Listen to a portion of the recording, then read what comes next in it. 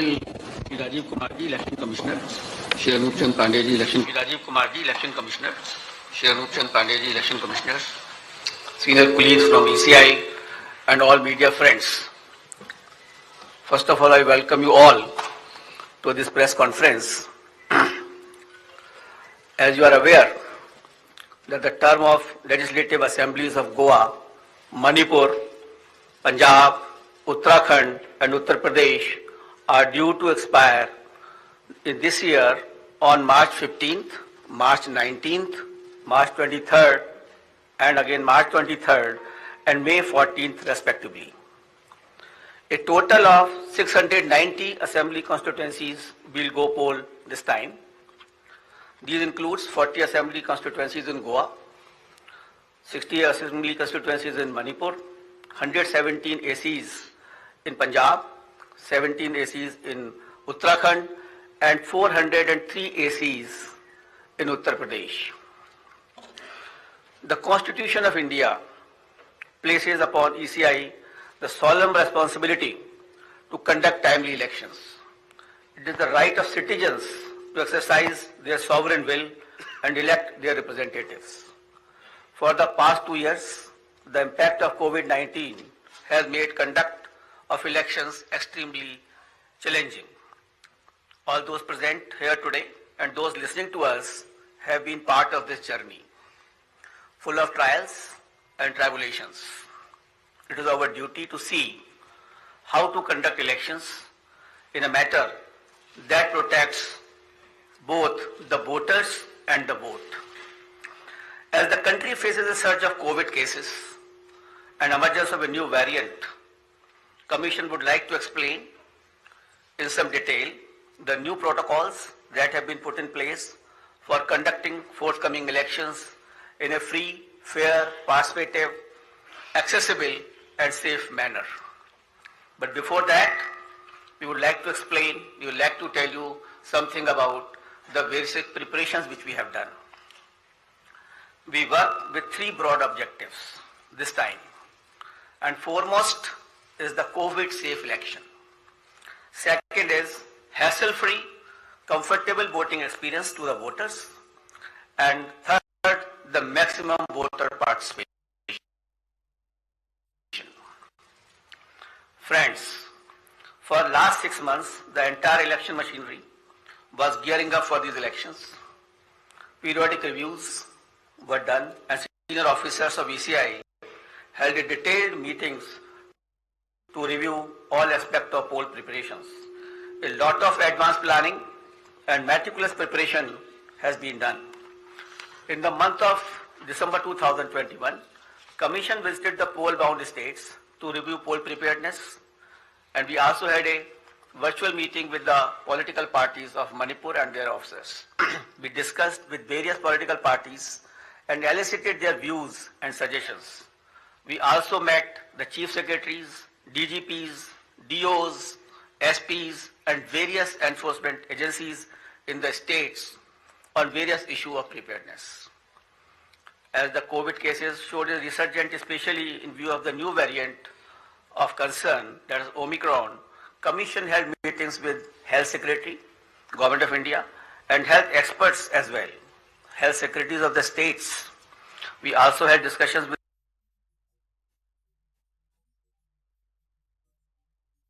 taking these views and the ground situation, we decided to announce to the 5 states with same norms.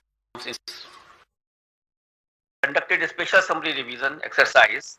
The final electoral roll has been published on 5th January 2022 with 1st January 2022 as a qualifying date and is available to all political parties. Commission laid emphasis on registration of new age voters, women and persons with disabilities. A total number of 18.3 crore electors, including service voters, will take part in this election, out of which 8.55 crore are proven electors. As a result of the hard work done by our officers in the field, we have some very encouraging figures to share with you. and there was a lot of emphasis on increasing the gender ratio. That is, the women's participation in electoral process. I am happy to say that it has been increased in all the 5 states. And as compared to the last assembly elections, and in Uttar Pradesh, witnessing the maximum increase of 29 points, followed by Goa 24 points, Manipur 19 points, Uttarakhand 18 points, and Punjab 10 points. With this result, the gender ratio of various states is as under: Goa 1056, Manipur 1065, Punjab 902, Uttarakhand 928, and 868. As many as 24.9 lakh first time electors, that is between the age of 18 90, have got registered in the 5 states. And out of these, first time women electors are 11.4 lakhs. In the 5 foregoing states, total of 13.01 lakh PWD voters and 31.47 lakh senior citizens 80 plus age have been mapped. Their participation has been increasing and their presence at the polling stations serves to inspire the younger generation. Service electors, the personnel and security forces deployed in India's far-flung borders, and mission staff, 5.29 lakh service voters will vote in coming elections. After the electors, I will like to tell you about the polling stations. Another area of focus for the Commission has been the facilities available at the polling stations. We had instructed all COs and all DOs to visit all major polling stations, and to ensure that all assured minimum facilities are available on all the polling stations. And like AMF, like drinking water, waiting area, electricity, ramps, toilets has been made available at all polling stations. All polling stations shall be necessarily located at ground floor for the accessibility point of view. They will be equipped with all COVID mitigation facilities like sanitizers, thermal scanners, masks, gloves, so that they are absolutely safe to our voters. And in view of the pandemic situation, the maximum number of electors at a polling station has been reduced from 1500 to 1250. With this particular reduction in the number of voters at a station, we have to increase our polling stations to 30,330 more. And now the total number of polling stations is 2,15,368. So the number of polling stations have been increased by 16% than the earlier assembly elections of 2017. Another significant indicator of the pressure on polling booths is the average number of voters per polling booth. By reduction of these numbers, our numbers of range from 672 in Goa, 688 in Manipur, 699 in Uttarakhand, 862 in Punjab, and 862 in UP. So these are comparable to the best in the world. On an average, these are the numbers for per person per polling stations. So all stations are less than 1,000 and see 688, 699, which is very comfortable, and we can give a very good polling stations experience to the voters. As a part of our firm commitment towards greater constructive participation of women in the electoral process, Commission has mandated that at least one polling station managed exclusively by women shall be set up in every assembly constituency. Our officers have identified even much more than that. There are 690 assembly constituencies, but we are setting up a total of 1,620 such polling stations that will be totally manned by women staff and the women security personnel as well. This will definitely empower the women. To set an example for others, the women can come freely to cast their votes without any hesitation, without any problem. Similarly, some polling stations will be absolutely managed by persons with disabilities.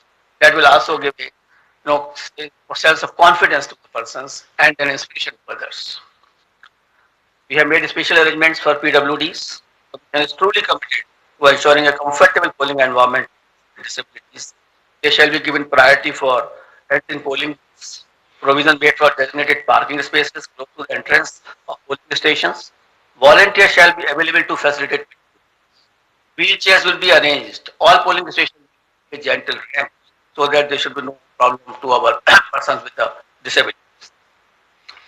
We have made arrangement for the postal ballot facility for absentee. That is the senior citizens with the age above 80 plus, the PWDs with the benchmark disability, and those who are COVID affected. A polling team consisting of 2 polling officials along with a videographer and security will then go to electors' house along with the voting compartment and get the electors to vote on the postal ballot. That is just like ECI at the doorstep of the voter. Candidates will be provided a list of such electors along with the route chart and a schedule so that they may send their representative accordingly. Therefore, there is absolutely transparency as far as this absentee voter is concerned. We have also given a facility of online nomination to the candidates. This is an optional facility, and we would like the candidates to use this facility so that the physical contact can be used and online facility can be utilized by the candidates who are coming for contesting the poll. Friends, another important issue is the candidates with the criminal cases. Each and every voter has the right to know the background of the candidate. Among other measures to ensure ethical elections, emphasis also given on mandatory publicity of criminal antecedents. Candidates with criminal antecedents are required to publish information in this regard in newspaper and through television channels on 3 occasions during the campaign period. Besides this, it is also mandatory for political parties to upload on their website at the home page detailed information regarding individuals with pending criminal cases who have been selected as candidates, along with the reasons. The political party will have to give the reasons as to why this particular candidate has been selected and no candidate without any candidate was selected. And winnability is not the criteria for the same. And the details which will be published within 48 hours of the selection of the candidate and not prior to 2 weeks before the first date of filing of nomination as was done earlier. The details of such candidates will also be available on Know Your Candidate. That is an app developed by the ECI. Measures for ensuring peaceful and transparent polls. All critical events will be closely monitor the proceedings on the poll day without violating the secrecy of the voting process. The Commission has directed that arrangements for webcasting shall be done in critical polling stations and all polling stations in vulnerable areas, or at least in 50% of total polling stations, including auxiliary polling stations, whichever is higher. We have seen the preparations of the officers in this regard. The officers have been guided that absolutely objective criteria, the critical stations and the vulnerable areas should be selected. And I'm happy to say that at least more than 1 lakh polling stations across the 5 poll-bound states, which is roughly 60% of all polling stations, are for webcasting. To ensure further transparency, officers of civil services from IAS, IPS, and IRS and other account officers shall be deployed as central observers in the coming elections. Nearly 900 observers, general observers, police observers, and expenditure observers will keep a watch on every aspect of elections in the field. The special observers will also be deployed if necessary. Another important issue is the expenditure monitoring. As you are all aware, that only 2 days before we have increased the limit of candidates for the elections as far as expenditure is concerned, from 28 lakh to 40 lakh. As per revised limits pertinent to these 5 elections, the limit on candidate expenditure for the state of Punjab, Uttarakhand, and UP will now be rupees 40 lakh, and for Goa and Manipur, it shall be rupees 28 lakhs. And this is also has been increased in view of keeping the digital modes of communication and the campaigns. The Commission has zero tolerance towards abuse of money power and misuse of the government machinery, as some of the political parties have mentioned to us. Officials have been instructed to monitor expenditure-sensitive constituencies and ensure comprehensive and coordinated actions. Conducting inducement-free and ethical election is of a prime importance for the Election Commission of India. Commission, wherever had gone to all the 5 states, held meetings with all enforcement agencies, whether it is from income tax, the DRI, the excise department, the railways, the airport authorities, all enforcement agencies were met. We met all the enforcement agencies. We saw their positions. We directed them that no illegal money, no illegal, this alcohol or any freebies or drugs can be distributed. They will have to, increase their efforts in this regard. We had monitored the seizures which were made by them so far. We have asked them to expedite the seizures. We have asked them to block the flow of liquor into their states which are coal bound. So a comprehensive plan has been prepared by them also. And again, when we will go, we will have to examine it. We have to see that we are absolutely for inducement-free elections in all the 5 states. Voter EVMs in all the polling stations, the EVM and VVPAT will be utilized, and Commission has already made arrangements to ensure availability of an adequate number of EVMs and VVPAT for the smooth conduct of elections. I'll also mention about the important IT tools which are important for the election purposes. And the first is the Suvidha app, which has been developed for all political parties, and they can fix their campaign areas. They can ask for the grounds through that app. They need not to require to go to any place, to the DO's office, or there is an app on which they can directly apply. And the PWD app is also there for the person with disabilities, and definitely they can ask for the wheelchair, the free transport facility, and other whichever facility they require, so that they can facilitate their movement to the polling stations. An important app is the C-Vigil application. We would like, for any election purpose, it is Jan Bhagidari, the pupil participation, which is important for any good election. Therefore, the C-Vigil app should be used by all persons, general public, the voters, and that particular app can be downloaded, and any incident of violation of MCC, distribution of freebies, distribution of money can be uploaded on that. You just take a picture, click it, send it, and within 100 minutes, the Election Commission of India's officer will definitely reach to that place, because automatically latitude and longitude are available with us on that particular thing. So C-Vigil is a tool which empowers the public to clean the system, and we request and we earnestly request the persons that they should use this C-Vigil app, and it has been used also by some of the states where very good results had come to us. And by this methodology, even the candidates, the political parties and ECI will have a complete control that where is the freebies distribution or the defacement of the property of anything like that, or a violation of MCC, that will come immediately to our notice, and action will be taken accordingly.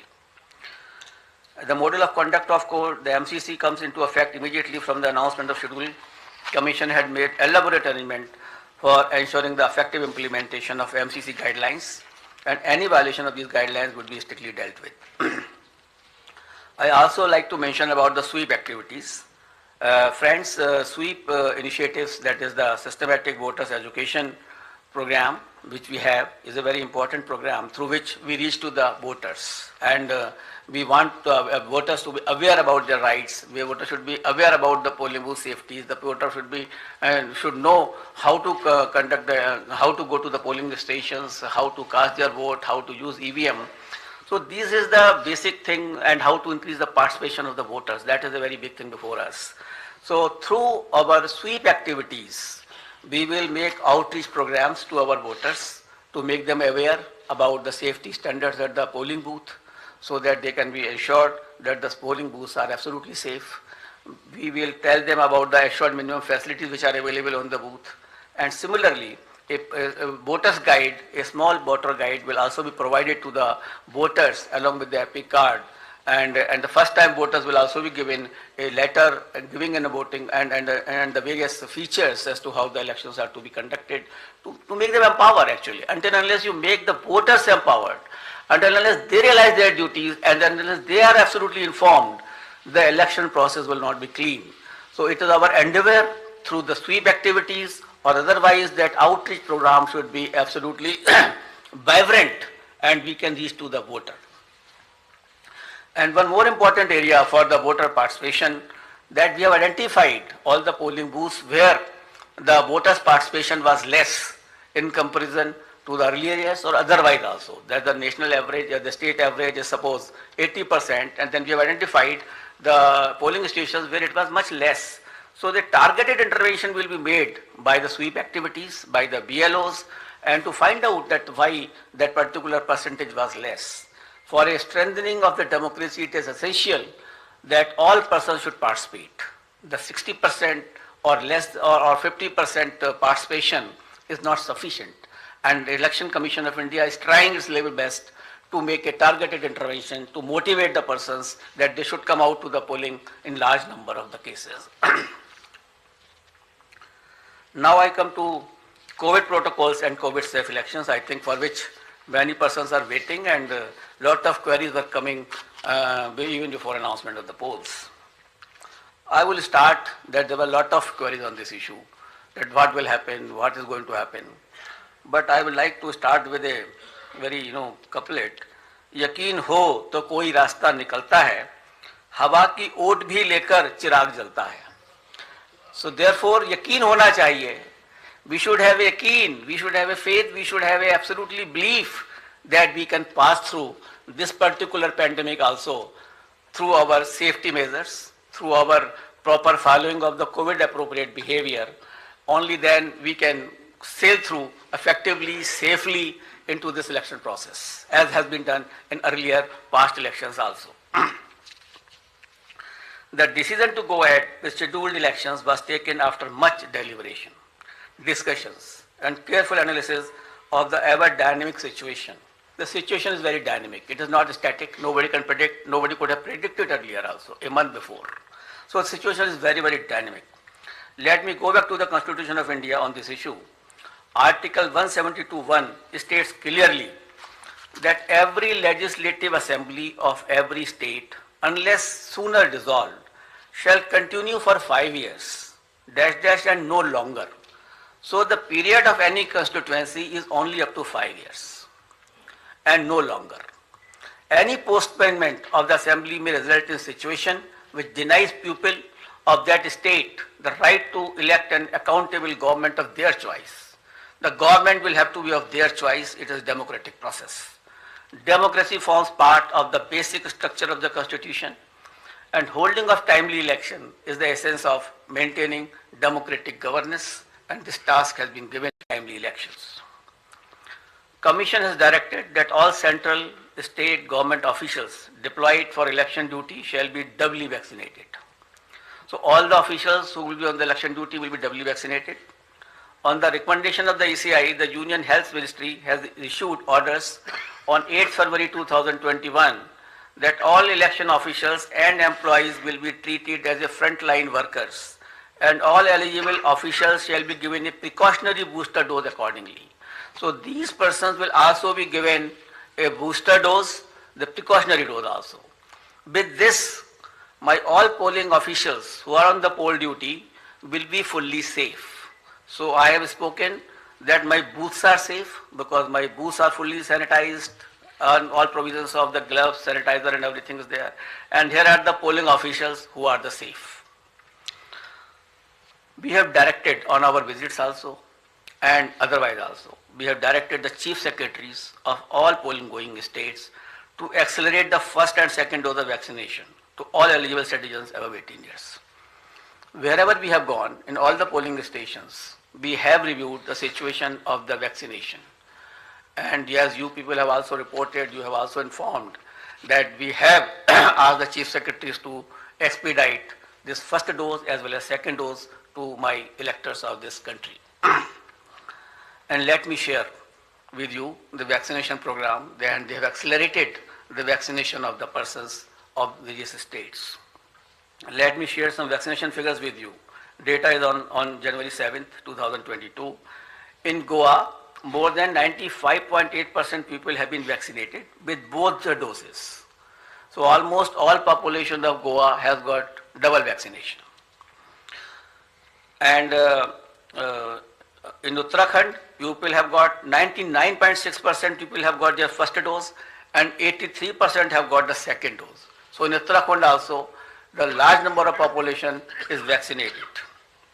In Uttar Pradesh, which was lacking earlier, but after our interventions and after our discussions over there, 90% population had been administered first dose and more than 52% had taken both the doses. In Punjab, 82% had been given the first dose of vaccination and 46% covered by both the doses. In Manipur, 57% had been jabbed with the first dose while 43% had been administered both the doses. In absolute figures, as on January 7, 2022, more than 15 crore people in these 5 states together have got the first dose of vaccine and more than 9 crore people had been administered both the doses. So this was regarding the safety of electors. There are 3 components of the elections: polling booth, polling officials, and the electors. So the Commission has taken steps that all these 3 should be the safe area. As far as the electors are concerned, most of the persons have got the vaccination, as I have just mentioned to you. The polling officials are doubly vaccinated with the booster dose also. Polling stations are safe, as I mentioned to you, that all sanitizations have been done. And before polling also, all polling booths will be fully sanitized. We have also seen the positivity rate of these states before taking decisions. I'll tell you that the weekly positivity rate in UP was only 0.24%. In Uttarakhand it was 1.01%. In Punjab it was 2%. Hello? Slowly. Figures. Acha, figure. In UP the positivity rate was 0.24%. In Uttarakhand the positivity rate was 1.01%. In Punjab it was 2.1%. In Manipur it was 1.1%, and Goa it was something around 13% because of the newer party by the outsider in that state. So these are the positivity weekly rates which we have seen and perused by all of us. And we have taken the opinion of medical experts, the Union Health Secretary and other secretaries as I discussed with you. We have appointed health nodal officers at the district, state and assembly constituency level and in all polling states. And in view of COVID concerns, polling time has been increased by 1 hour in all 5 states, and the time will be notified when the notification will be issued of those particular states. In view of emphasis on non-contact based campaign during pandemic conditions, Commission has decided to double the free equitable time allotted to the recognized political parties on Doordarshan and AER during these elections. It is expected that all stakeholders, namely political parties, candidates, campaigners, voters, and authorities engaged in the election process shall be conscious of their prime duty towards public health, safety, and therefore shall abide by the general instructions and other norms of COVID appropriate behavior as mandated by the respective authorities prescribed. Further, political parties and candidates are advised to conduct their campaign as much as possible through digital, virtual, media platforms, mobile-based mode instead of physical mode, ensuring strict compliance of COVID safety norms. And keeping it in mind, the expenditure limit of the candidates have already been increased from 28 to 40 lakh.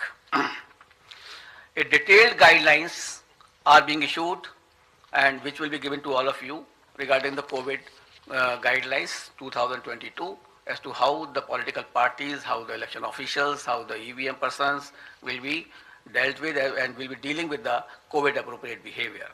But the main point I would like to share with you the Commission has decided that no road show, padyatra, cycle, bike vehicle rally and procession shall be allowed till 15th January 2022. Commission shall subsequently review the situation and issue further instructions accordingly. So up to 15th of January, because the situation is dynamic, it is not static. No road show, no padyatra, no cycle, bike or vehicle rally and any procession. Similarly, no physical rally of political parties or probable candidates or any other group related to election shall be allowed till 15th January. Commission shall subsequently review the situation considering the situation of the pandemic and issue further instructions accordingly. So up to 15th of January, there is absolutely a moratorium of physical rally and physical road shows. Between 8 p.m. and 8 a.m., no rallies and public meetings. Similarly, like a campaign curfew that on any campaign day. That will continue. No nukkad sabhas will be allowed on public roads, roundabouts or public streets or corners. Fifth, no victory procession after the counting shall be allowed and not more than 2 persons shall be allowed to accompany the winning candidate or his or authorized representative to receive the certificate of election from returning officers. So we are reducing the physical contact, physical availability, and we are saying that more and more virtual and virtual rallies, virtual campaign should be done. However, physical rallies during the campaign period, if after considering the situation, which is very dynamic, and when permitted after the decision of the Commission, shall be conducted subject to adherence to COVID-19 guidelines. The maximum limit of persons allowed for indoor and outdoor rally meetings shall be as per existing directions of SDMAs. For these meetings, political parties shall distribute masks and sanitizers to persons attending and maintain COVID protocol at entry and exit point. Further rallies and meetings shall be allowed only in earmarked places and with prior permission of district administration. Door-to-door campaign, a maximum of 5 persons including candidates, excluding security personnel if any, shall be allowed to do door-to-door campaign. Each political party candidate shall have to furnish an undertaking in the application form under Suvidha that it shall abide by all the extant instructions, guidelines in this regard. So an undertaking will also be taken whenever any rally will be allowed. Later on, when we review the situation after 15th or something like that, only then again also these undertakings, COVID guidelines have to be strictly followed with each and every person who is involved in the campaign. Let me finish it. After please that, finish. We'll take up your questions thereafter. Non-compliance of instruction. Anybody violating the instructions on COVID measures will be liable to proceed against as per the provisions of the Disaster Management Act, besides legal action under IPC and other legal provisions as applicable. And the prime responsibility will be resting with the CS and DO as mandated under the DM Act. And our guidelines specifically reiterate this legal position, and the guidelines will be given to each and every one of you. It is reiterated that in case of breach and disregard to the above guidelines, the Commission will not hesitate in cancelling the rallies or not allowing any further rallies by that party. So the COVID protocol is absolutely quite restrictive and quite strong basically that way, so that we can see that no physical rally will be done up to 15th of January. Media, I would like to come to the media now. Media has always been a friend of ECI and has well played a very significant and positive role in elections. And this time also, we implore them to help us reach out to all stakeholders regarding safety norms and higher voter participation. It is you only who communicate our message to the public. It is you only who motivates them to cast a vote. It is through you only that we send our messages to them. So you are our friend, and you are the person who can help us in achieving our goals. Social media has also become an important component of life, and Commission has been engaging with social media platforms since 2019, and a voluntary code of ethics had come into play, which will also be applicable. Commission has been engaging and requesting all political parties and candidates to ensure that their supporters do not indulge in hate speeches and fake news. A strict watch on social media posts is being kept to ensure election atmosphere is not vitiated in any manner. Any person or organization indulging in such malicious activity will face harsh consequences. Now I will come to the schedule of elections, I think which you are waiting, and that is something which is very important and a very most important thing. During this time, we have also seen and perused that how the elections were conducted in 2017, how they were conducted in 2012. In 2012, it was done, all the 5 states were done in 9 phases. In 2017, it was done in 8 phases. And now we are reducing it by 1 more phase, and all elections of 5 states will be conducted in 7 phases. I will give you the, I will read it and I will give Total 7. Total 7. All the 5 states combined together will be completed in 7 phases. I will give you a detailed chart, then you can understand more. Should I start? Because for this you are waiting. That will not be complete without, starting this thing. And the first date of the issue of notification will be 14th January 2022, and which will start from Uttar Pradesh. This will be the first phase of Uttar Pradesh.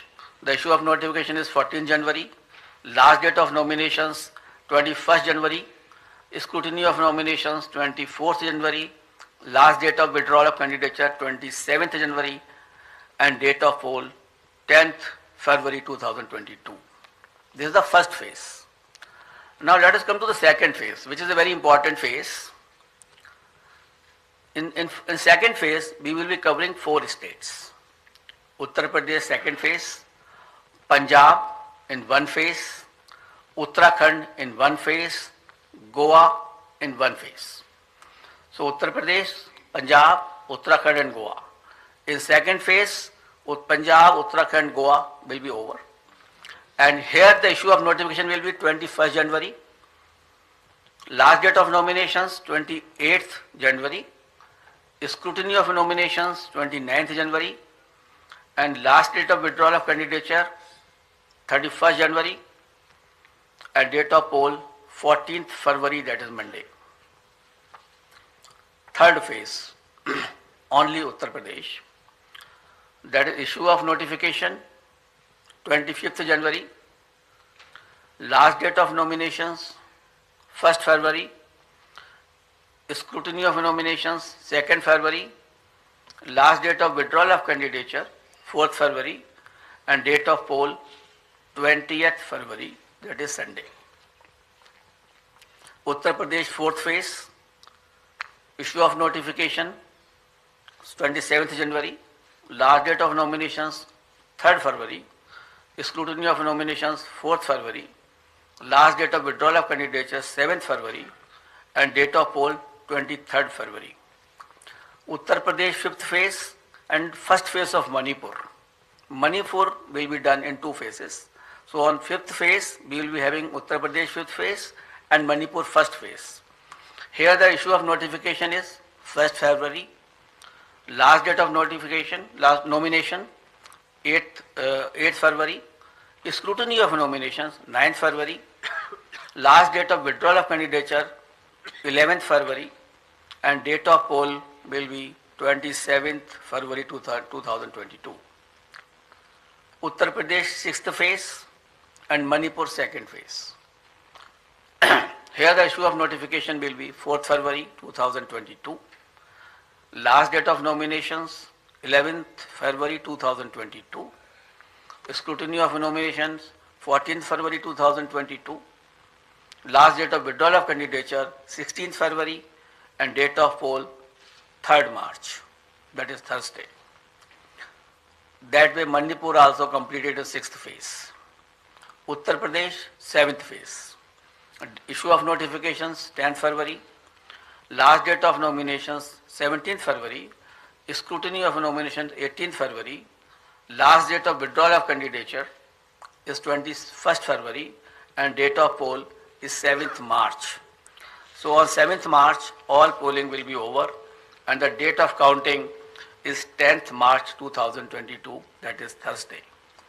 Last time 2017, the election was announced on 4th of January and the counting was on 11th and here we are announcing on 8th.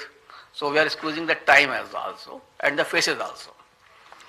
And that particular schedule will also be given to you, and how the faces of UP have been put in 7 phases will also be provided to you by the media cell here.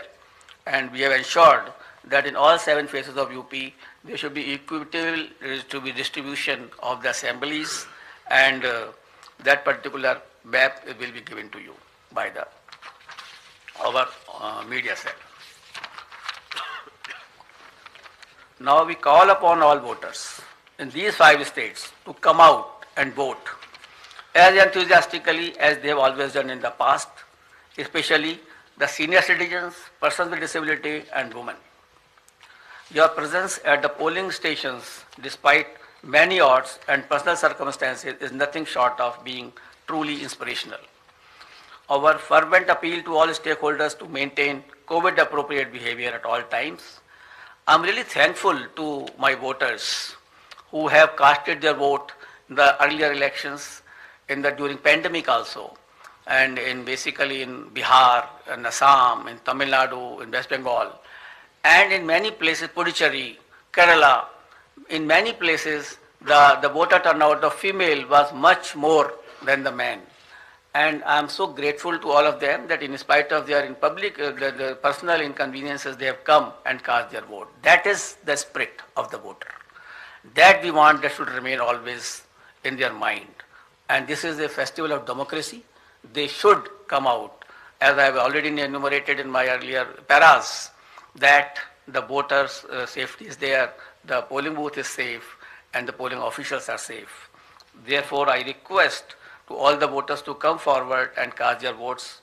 Similarly, I will request to all political parties and entities to mentor their party workers to adhere to COVID safety guidelines, especially during the period of campaign.